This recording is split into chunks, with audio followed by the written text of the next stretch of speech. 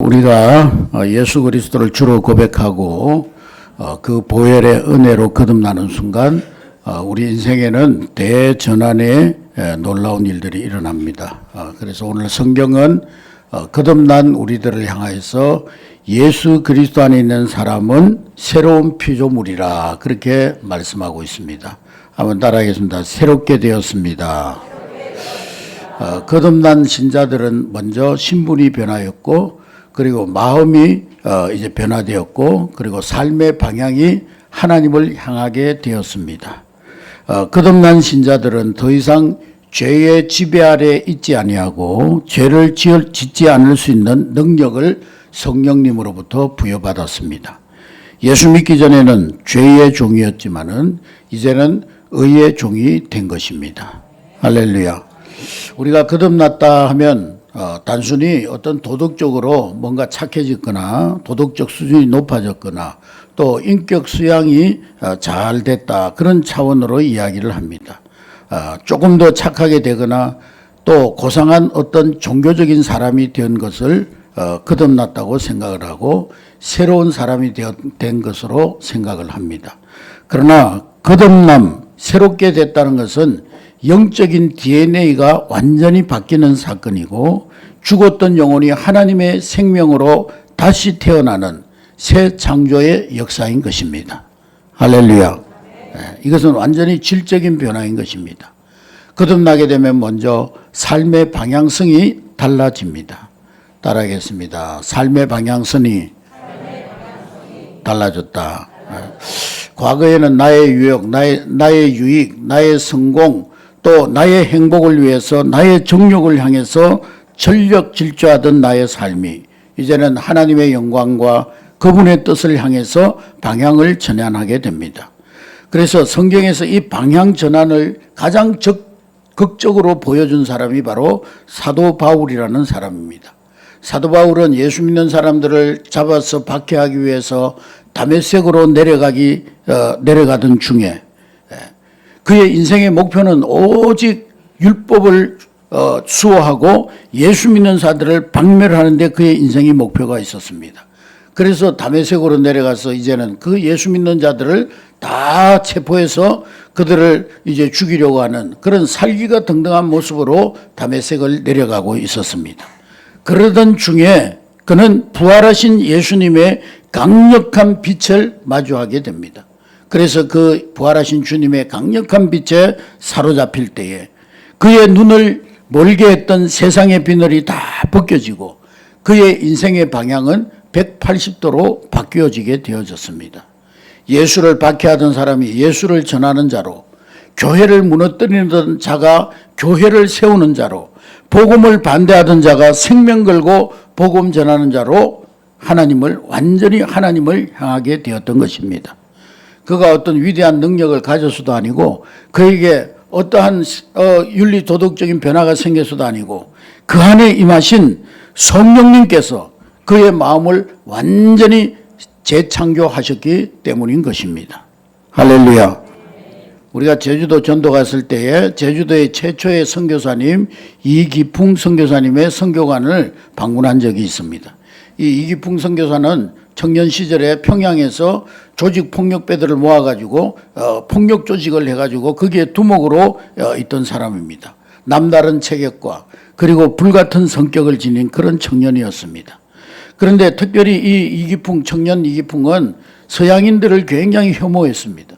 그리고 특별히 기독교인들을 굉장히 핍박했습니다. 1894년 무렵에 미국의 북장로교회 선교국에서 파송을 받은 마포 삼열 목사님이 그 평양에서 복음을 전하고 있는데 이 이기풍은 그 선교사님이 서양인인데다가 복음을 전하니까 이 속이 뒤틀려 가지고 부하들을 시켜 가지고 그 전도를 심하게 방해했습니다. 급기야 마포 삼열 선교사님을 향해서 돌을 던져가지고 그 돌이 턱에 맞아가지고 턱이 찢어져서 선교사님이 피를 흘리며 쓰러지게 되었습니다. 그런데 이 선교사님은 이 이기풍 젊은 청년을 향해서 분노 대신에 하나님 그 이기풍이도 예수 믿고 변화되게 하여 주옵소서. 이기풍이를 위해서 간절히 기도했습니다. 기세가 등등하던 이기풍은 그 자리를 떠났지만은 이후에 청일 전쟁이 일어나 가지고 이 이기풍은 원산으로 피난을 가게 됩니다. 원산으로 피난을 가서 생활하는 중에 밤마다 그 피를 흘리며 쓰러져서 기도하던 그 선교사님의 모습이 떠올라서 잠을 이루지를 못하는 것입니다. 그런데 어느 날 밤 잠자리에서 이 이기풍 선교사는 놀라운 환상을 보게 됩니다. 방안이 갑자기 대낮같이 환해지더니만 가시관을 서신 예수님께서 이기풍 청년 앞에 나타나셔가지고 기풍아 너는 왜 나를 핍박하느냐? 너는 나의 복음의 증인이 될 사람인데 네가 왜 나를 핍박하느냐? 눈이 부실 듯한 빛과 엄미하신 음성 앞에 이 이기풍 청년은 엎드려서 통곡하며 회개하였습니다. 사도 바울이 다메섹으로 내려가다가 겪은 똑같은 체험을 하게 되었던 것입니다. 잠에서 깨어난 이 이기풍이는 즉시 그 마포 3열 선교사님을 수소문을 해가지고 그 선교사님을 찾아가가지고 그분 앞에 무릎을 꿇고 눈물을 흘리며 회개합니다. 선교사님, 제가 바로 그 평양 거리에서 선교사님 복음 전할 때 돌을 던져서 선교사님 턱을 깼던 바로 그놈입니다. 저의 씻을 수 없는 죄를 용서하여 주십시오. 그때 이 선교사님은 이기풍 청년의 손을 잡고 함께 눈물 흘리며 그 이기풍이 예수 그리스도를 영접할 수 있도록 그리스도의 품으로 진심을 다해서 받아들였던 것입니다. 예수님을 만난 후에 돌을 던지던 이기풍의 손은 복음을 전하는 손으로 변화가 되어졌습니다. 과거의 삶을 다 청산하고 신학대학에 들어가서 신학을 공부한 이기풍은 1907년 평양 대부흥운동의 불길 속에서 제1회로 신학교를 졸업하고 한국교회 최초의 7명의 목사 가운데 한 사람으로 안수를 받게 되었던 것입니다. 이후에 한국교회가 결의를 해가지고 이제 우리 한국교회가 문화권이 다른 곳에다가 선교사를 파송해야 되겠다 해서 그 낯선 곧 풍토병과 언어장벽과 극심한 핍박과 어려움이 있는 그 제주도에 이기풍 선교사가 자원해서 선교사로 가기로 지원하였던 것입니다. 이 이기풍 선교사는 자기가 과거에 선교사 마포 3열 선교사에게 돌을 던졌던 것을 기억하면서 이제는 자신에게 날아오는 이 돌팔매와 모욕을 묵묵히 견디면서 힘써서 주의 복음을 제주도에 전파했습니다. 결과 제주도 전역에 30개의 교회를 개척하고 그리고 복음의 씨앗을 깊이 뿌리 내리도록 제주도의 최초의 선교사가 되었던 것입니다. 폭력 조직 두목이었던 이 이기풍이 일제강점기 말기 7순이 넘는 노구에도 신사참배는 우상숭배라고 신사참배를 끝까지 거부하다가 혹독한 고문 끝에 1942년도에 순교의 제물이 되었습니다. 성령의 은혜가 임하니까 과거의 어떤 제약과 폭력성도 이겨내고 돌을 던지는 자를 복음을 위해서 돌을 맞는 자로 생명을 살리는 거룩한 도구로 변화시켰던 것입니다. 그것이 바로 예수 그리스도 안에서 새로운 피조물 된 자의 권세요 능력인 줄로 믿습니다. 예수 그리스도로 말미암아 새롭게 된 자는 그 마음속에 하나님의 사랑과 평안이 지배하게 됩니다. 죄의 종으로 살 때에는 우리의 마음을 지배하는 것이 불안, 두려움, 정죄감, 허무함 이런 것뿐입니다. 그래서 아무리 좋은 것을 먹어도 아무리 좋은 옷을 입고 명품 가방을 들고 다녀도 영혼의 갈증이 채워지지 않습니다. 뭔가 부족하고 뭔가 아쉬움이 있고 뭔가 마음에 만족이 없는 그런 삶이 될 수밖에 없습니다. 그러나 죄와 사망의 법에서 해방된 심령에는 세상이 줄 수 없는 하나님의 평안이 강물처럼 흘러넘치게 되는 것입니다. 20세기 영국의 위대한 설교자였던 마틴 로이드 존스 목사님, 우리 이번 주 예수 아카데미 이제 주제가 이 마틴 로이드 존스 목사님의 설교에 대한 세미나를 하게 되는데요. 이분의 일학 가운데 이분이 어떤 그 극심한 가난과 질병의 육신의 질병 가운데도 늘 얼굴에 천사와 같은 그런 미소와 평안을 잃지 않는 평범한 노동자를 만나게 됩니다. 주변 사람들이 그 비결을 묻자 그 노동자는 가슴에 손을 얹고 고백합니다. 내 환경은 매일매일 폭풍우가 치는 것 같은 그런 흔들리는 환경이지만은 그러나 주님이 나에게 주신 이 구원의 평안 결코 빼앗아갈 수가 없습니다. 예, 그렇습니다.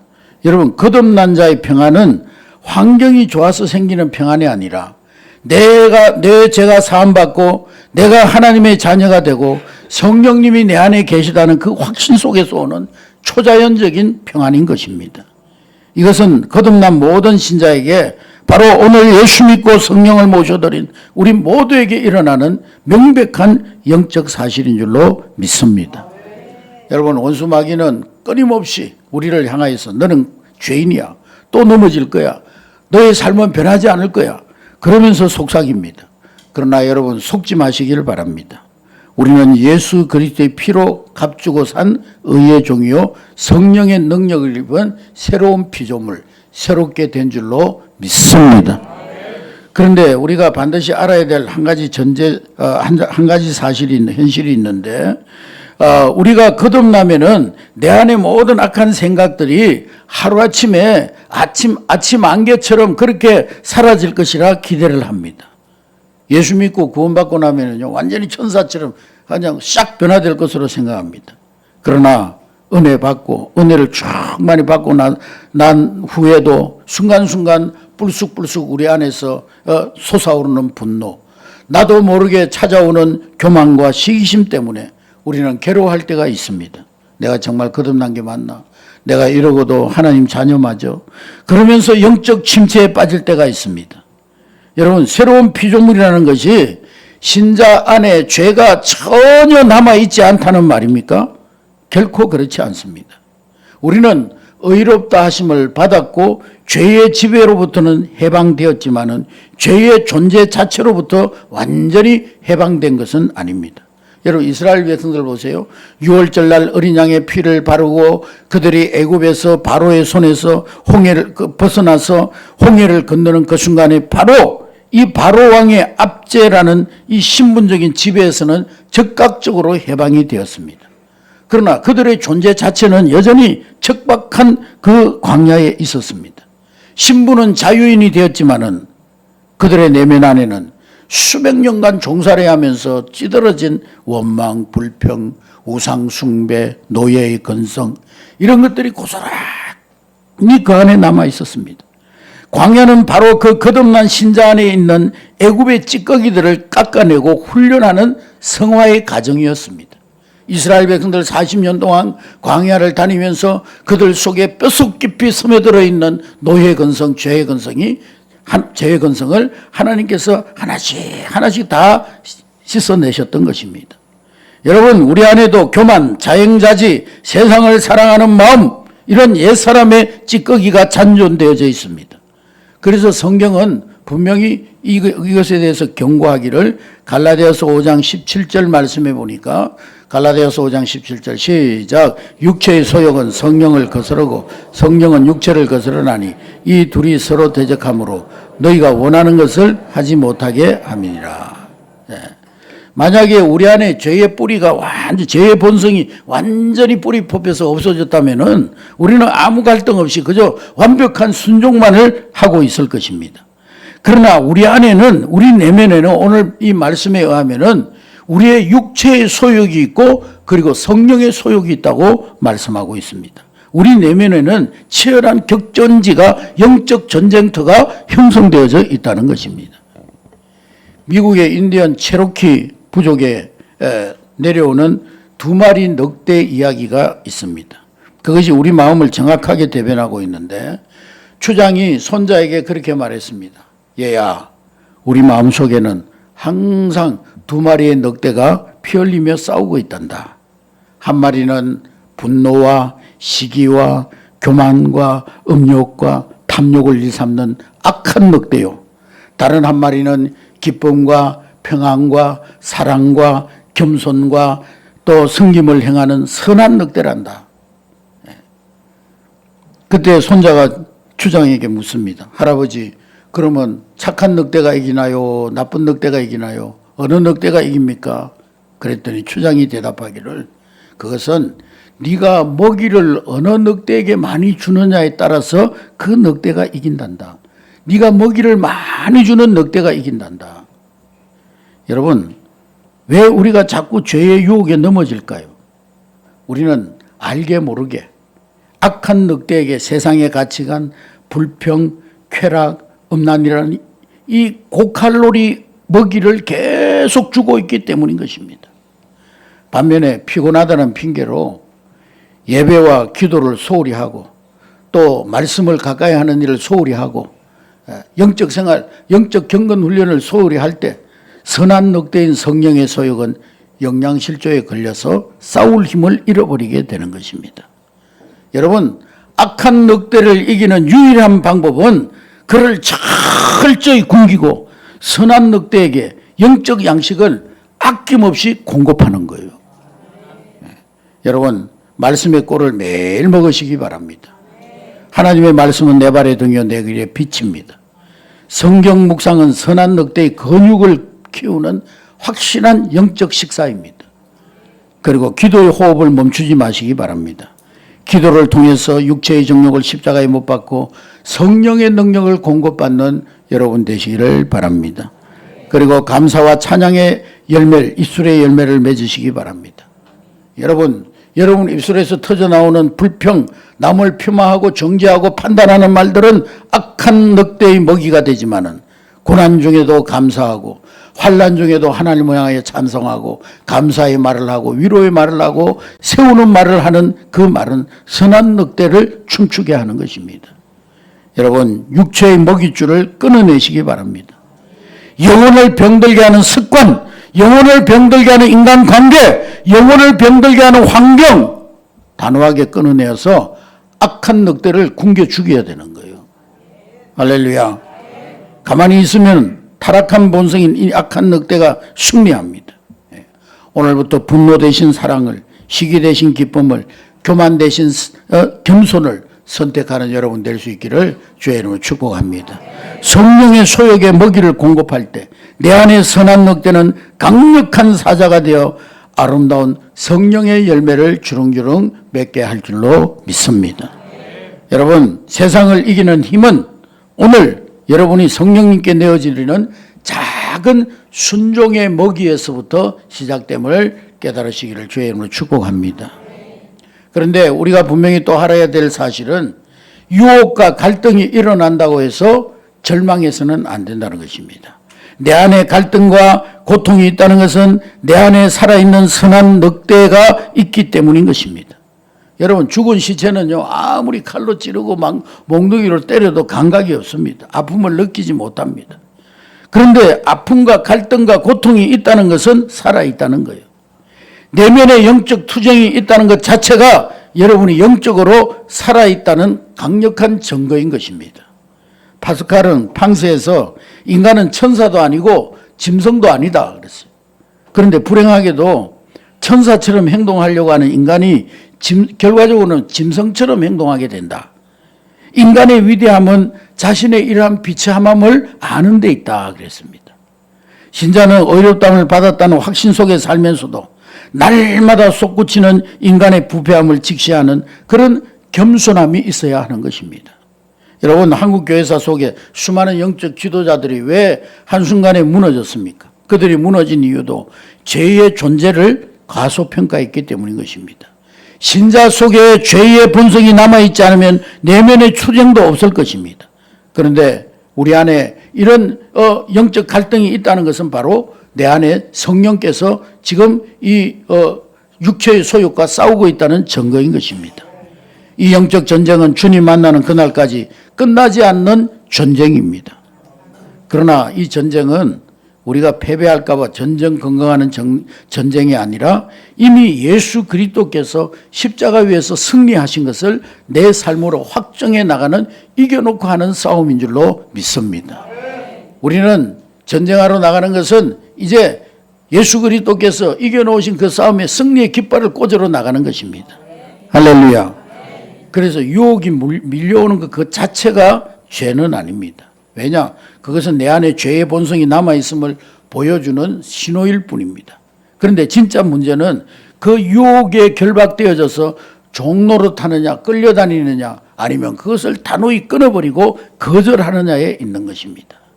유혹에 굴복하여서 행동으로 짓지 않는 한, 행동으로 옮기지 않는 한 유혹을 느낀다고 해서 그것이 죄라고 자책할 필요는 없는 것입니다. 종교개혁자 마르틴 루터도 수없는 죄의 유혹으로 시달렸습니다. 그가 종교개혁을 하려고 하나님 앞에 결단했지만은 그 마음 내면 속에는 수없는 죄에 대한 유혹과 갈등과 번뇌가 찾아왔습니다. 그런데 그 괴로워하는 루터에게 성령님께서 깨달음을 주셨습니다. 그 깨달음이 뭐냐? 새가 네 머리 위로 날아다니는 것을 막을 수는 없다. 그러나 그 새가 너 머리 위에 둥지를 틀지 못하게 할 수는 있다.